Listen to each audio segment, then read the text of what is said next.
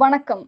தூத்துக்குடி மாவட்ட ஆட்சித்தலைவர் அலுவலகம் அருகே இருசக்கர வாகனம் மற்றும் எலக்ட்ரிக்கல் இருசக்கர வாகனம் நிறுவனம் மற்றும் பல்வேறு வணிக நிறுவனங்கள் உள்ள வணிக வளாகத்தில் திடீர் தீ விபத்து. தீ மளமள என பற்றி எரிந்து கரும்புகை சூழ்ந்து அந்த பகுதி முழுவதும் கரும்பை மண்டலமாக காட்சியளிக்கிறது.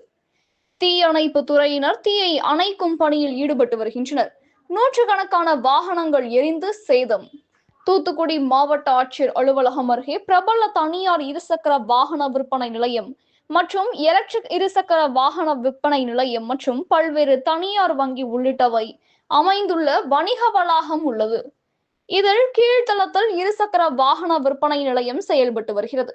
இருசக்கர வாகன விற்பனை நிறுவனத்தின் பின்புற பகுதியில் முள்காட்டு பகுதியில் திடீரென தீ விபத்து ஏற்பட்டுள்ளது.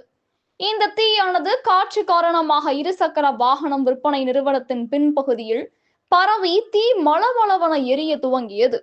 இதில் இருசக்கர வாகனங்கள் மற்றும் எலக்ட்ரிக் இருசக்கர வாகனங்கள் ஆகியவை எரிய துவங்கியன.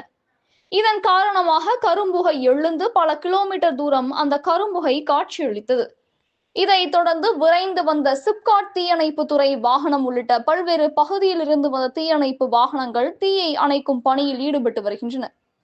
அந்த பகுதி முழுவதும் புகை மண்டலமாக காணப்படுகிறது.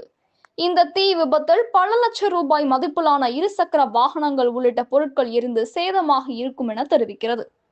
இந்த வணிக வளாக முன் பகுதியில் தீயணைப்பு வாகனம் வராததால் அங்கே இருந்த ஊழியர்கள் மற்றும் பொதுமக்கள் வாளியில் தண்ணீரை பிடித்து தீயை அணைக்கும் பணியிலும் ஈடுபட்டு வருகின்றனர்.